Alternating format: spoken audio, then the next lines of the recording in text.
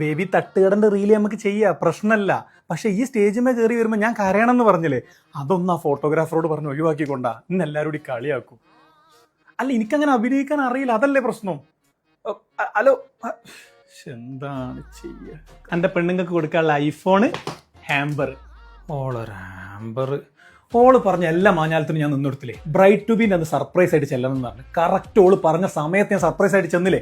ഒരൊറ്റ ദിവസം നടക്കേണ്ട കല്യാണം ഓള് പറഞ്ഞതിന്റെ പേരിൽ ഒരാഴ്ചത്തെ പരിപാടിയായി. അരിക്കുത്ത്, നെല്ലിക്കുത്ത്, അറബിക്കുത്ത്, ജിലേബി, ഗുലാബി എന്ന് പറഞ്ഞിട്ട് ഇതിന്റെ ഇടയിൽ നിക്കാഹ് നടത്താൻ സമയം ഉണ്ടാവുമെന്ന് എന്റെ പേടി. ഇതൊന്നും പോരാഞ്ഞിട്ട് കല്യാണത്തിന്റെ അന്ന് രാത്രി ഞാനും ഓളും കൂടി തട്ടുകട തുടങ്ങിയിട്ട് കസിൻസിന് എല്ലാവർക്കും ചായയും ഓംപ്ലേറ്റും ഉണ്ടാക്കി കൊടുക്കണല്ലേ. അതും സമ്മതിച്ചു. പിന്നെ ഇപ്പൊ എന്താ, കല്യാണത്തിന്റെ അന്ന് സ്റ്റേജ് മേൽ കോള് കയറി വരുമ്പോൾ ഞാൻ ഷാള് പൊന്തിച്ചിട്ട് പൊട്ടിക്കരയണല്ലേ ഈ കണ്ട ജനങ്ങളൊക്കെ മുന്നിൽ. എന്നിട്ട് ഓല എടുത്ത് റീലിടും. അതൊന്നും ശരിയാവില്ല. 8-10 വയസ്സിന് വ്യത്യാസമുള്ള പെൺകുട്ടികളെ കല്യാണം കഴിക്കാൻ പോയാൽ അങ്ങനെ ഉണ്ടാവും. 8-10 വയസ്സൊന്നും വലിയ വ്യത്യാസമല്ല, പണ്ടൊക്കെ അങ്ങനെയാണ്. പണ്ടത്തെ മാതിരല്ല ഇപ്പത്തെ കുട്ടികൾ. ഓല വൈബ് എനിക്ക് കിട്ടില്ല. ഓല കസിൻസിന്റെ ഫ്രണ്ട്സിന്റെ കല്യാണത്തിന് ഇതൊക്കെ ഇങ്ങനെ കാണണല്ലേ. അപ്പോൾ ഓൽക്കും വേണ്ടി വരും. ഈ വെറുതെ ഉടക്കാൻ നിന്നായി കല്യാണം മുടങ്ങും. എന്റെ കരിനാവുകൊണ്ട് വെറുതെ ഓരോന്ന് പറയല്ലേ. എങ്ങനെ നടന്നതാ. ഇതിനിപ്പോ എത്രയായി രണ്ടിനും കൂടി? 1.5 ലക്ഷം റുപ്യ ഫോണിനും 2.5 ലക്ഷം റുപ്യ ഹാമ്പറിനും.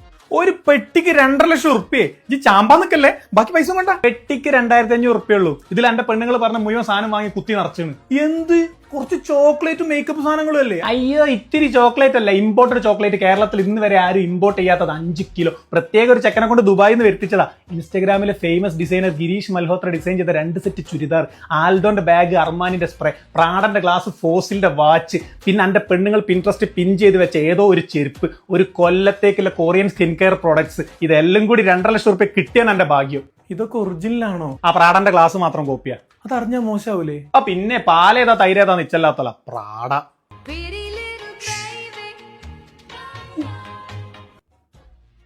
Hello baby. കാറോ? കാറ് ഏത് കാറ് വേണേലും കൊണ്ടുവരാലോ. ഇൻസ്റ്റാഗ്രാമിൽ ഇപ്പൊ ഏതാ ട്രെൻഡിങ്, അത് കൊണ്ടുവരാ.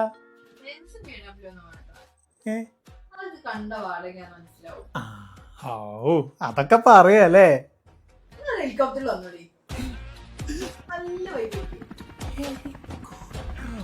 ശരിക്കുള്ളതോ?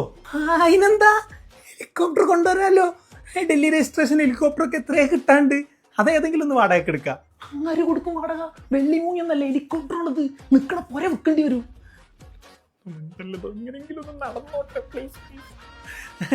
അല്ല, ഡീസൽ എഞ്ചിൻ വേണോ പെട്രോൾ എഞ്ചിൻ വേണോ? അല്ല, ഇത് പേടെ നമ്മൾ ഇറക്കുക. പറമ്പിലൊന്നും ഇറക്കല്ല, കെട്ടിമറിഞ്ഞു വീഴുക.